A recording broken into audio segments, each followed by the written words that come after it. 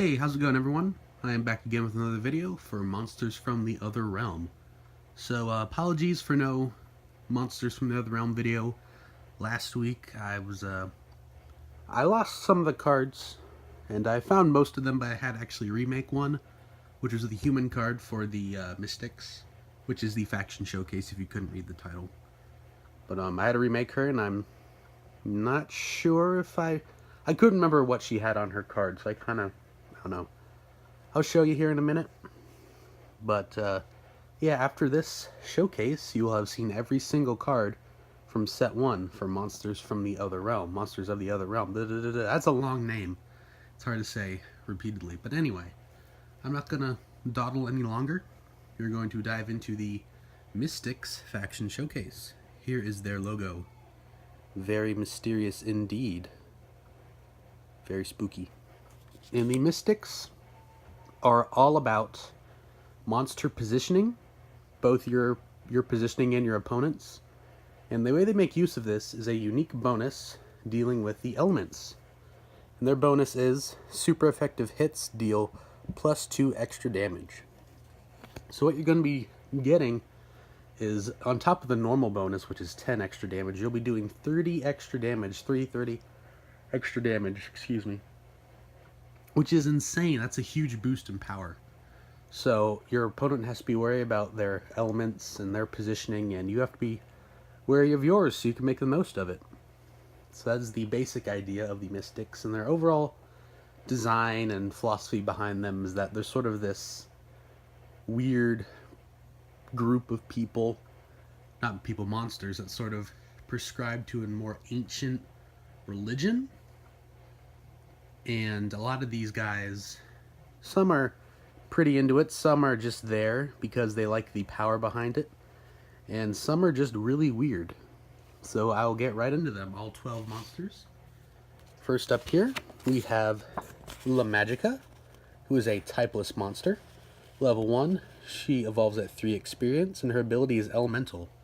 Before attacking, you may change this card's type until the beginning of your next turn.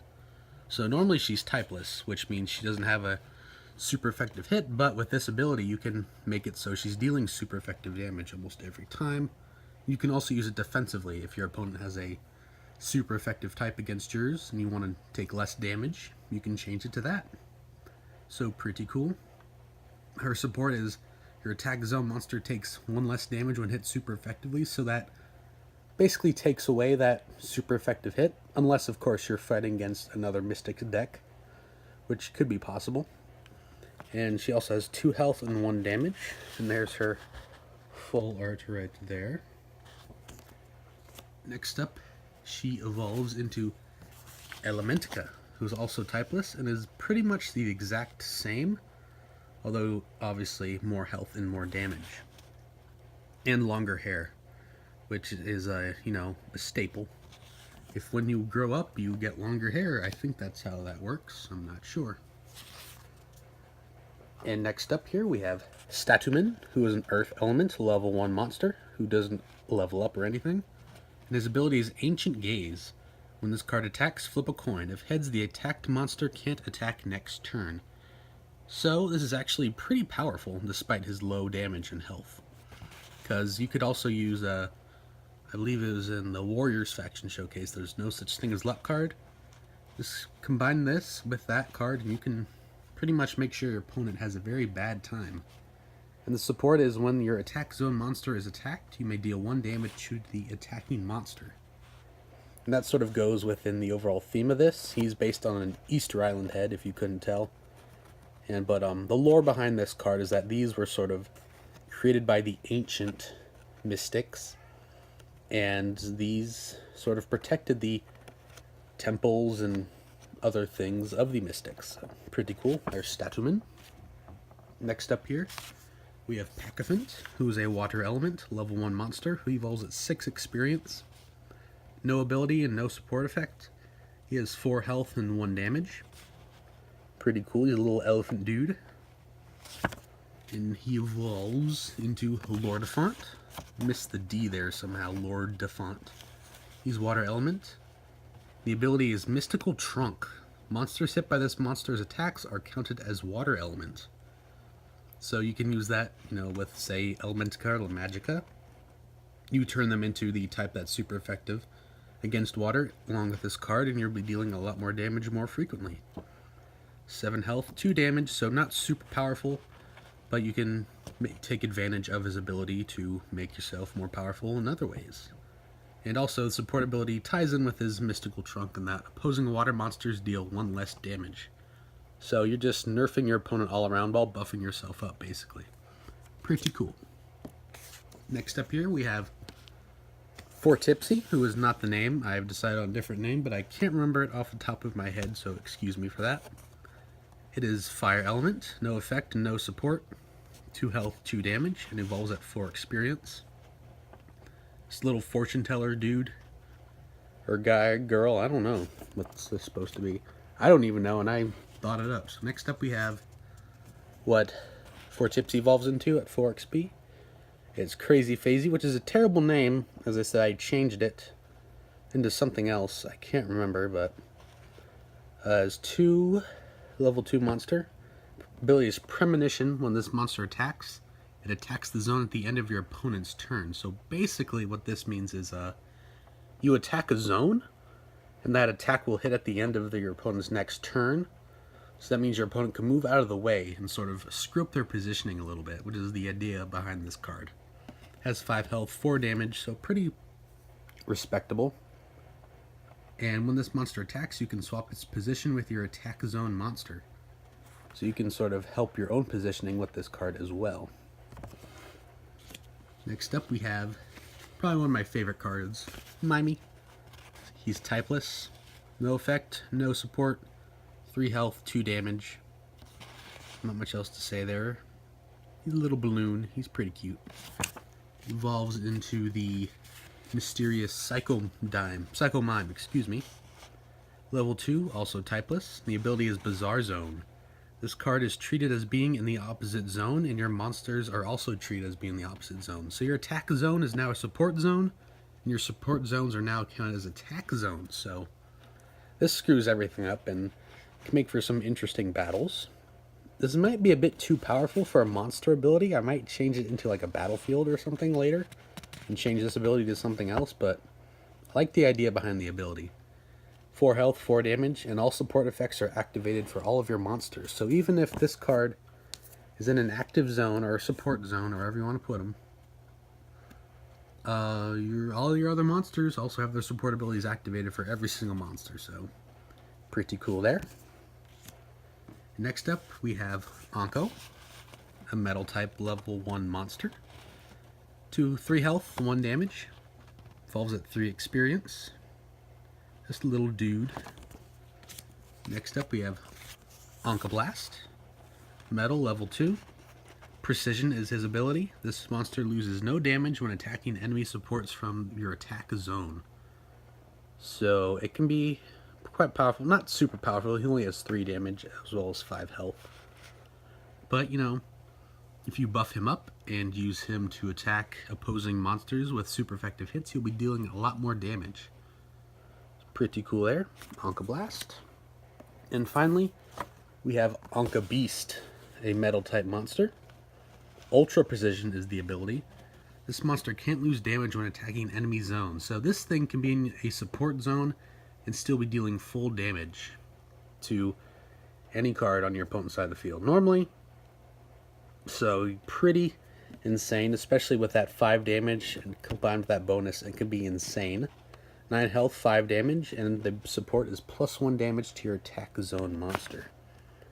So pretty cool there. I like this artwork. I kind of wish I did more with it, but I consider it a test, so I'm not too mad about that. So those are the monsters. Next up here, I will go over the effect cards that were designed with the mystics in mind. So first up, we have Elemental Shift. It is an action card which costs 2. And the ability is select 1 monster in play. This can be one of yours or your opponent's. And that monster's type becomes whatever type you wish. So it can be fire, water, wood, earth, or metal. You can't choose typeless. You can't do that. But this works really well with the mystics because of their bonus. You're essentially giving your monsters an additional 30 damage with this card, if you play it correctly. You could also use it defensively if you so desired. Next up we have Telekinesis, another action card, costs 2. And select a monster and swap it with another monster on the same side of the field. So you can use this to screw up your opponent's positioning or move your own monsters around freely. Well, not freely because it costs 2, but you understand what I mean. I like the artwork there of pushing around Jacko. Next up we have Dimensional Portal, which costs 3.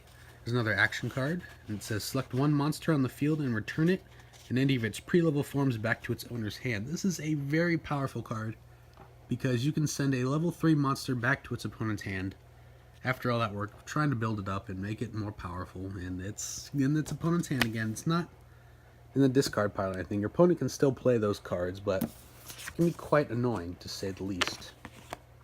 Next up we have the battlefield for the Mystics, called Temple of the Mystics. Costs 5 to play.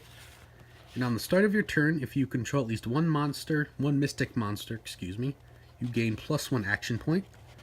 If you don't know what action points are, they're what you use to play effect cards, as well as a few other things in the game as well. So that obviously goes hand in hand with the Mystics, and it can allow you to play a lot of effect cards to boost your chances of winning. Next up we have Barrier, which is an equipment card. Costs 3, and the equipped monster is unaffected by the effects of effect cards. So if your opponent has very powerful effect cards that you know they have, such as Dimensional Portal, you can place this down and sort of prevent your monsters from being affected by those. So pretty cool there. Next up here we have the Chains of Influence, which costs 4. And when the equipped monster takes damage through any means, you may gain 1 action point, or you may grant the monster 1 experience point. So not much else there. I may change this ability to another idea I had, but I'm not sure if I will or not yet. That's the current ability. And finally we have Mindful Advantage, which has a cost of who knows, and the ability is pay any amount of action points. For every 3 action points paid, you may draw 1 card. So not a super useful card because it's quite cost heavy. I might have to buff it a little bit. I'm not sure, but yeah, it allows you to have better draw advantage, and obviously any of those cards can be played with any cards, not just the Mystics, but those were the ones I thought of when thinking of the Mystics. And finally here we have the human card for the Mystics, Aurora. If you remember Arthur from the Peacekeepers, Aurora and Arthur are actually siblings. So Aurora is the sister, Arthur is the brother, obviously. And she has 19 health. Her passive is when Aurora has 5 HP or less. Effect cards cost 1 less action point to play. So not the best ability in the world, but it can definitely help you get out of some tight situations, because everything costs 1 less. And that also goes well with Temple of the Mystics, because you're gaining an extra 1, and 1 costs less. So it can work out pretty well in your favor. Her first ability is Studious, which is just draw a card, costs 2 action points. Not much else. And her other one costs 4, it's called Think It Over. I need to think of a better name for that one as well. But it says shuffle your hand back into your deck and draw cards equal to your previous hand. So if you're just not drawing the cards you want, your hand is pretty terrible, you can throw it back into your deck and draw cards again. Sort of like a fresh reset. And Aurora was designed around all-around draw power. I think she's very powerful in that regard for draw power. But yeah, guys, that is every single card for the Mystics, and in turn, every single card for monsters from the other realm. So I want to thank you guys so much for watching. I really hope you've enjoyed these faction showcases. And I'm not sure what I'm going to be doing next besides generic update videos. If you guys have any suggestions on what you want to see regarding the game, feel free to let me know. I might try to do some speed arts, maybe not, I'm not sure. But we shall see in the future. And one last thing, I would also really like you guys to let me know what your favorite faction was if you've seen all the faction showcases. Because, I kind of want to see gauge, what people like and what they don't like. So I can continue developing what people like and maybe kind of stay away from what people don't like. So maybe if you don't like a certain monster, if you think one faction's weaker than the other one, or I don't know. Just let me know what you guys think. Hi, Chi-Chi. Oh. Oh, there's my finger. My little Chi-Chi. She came to say hi. Kitty. Kitty. There she is. Alrighty, well, I hope you guys enjoyed the video. And I will see you guys next time. Have a great day, guys.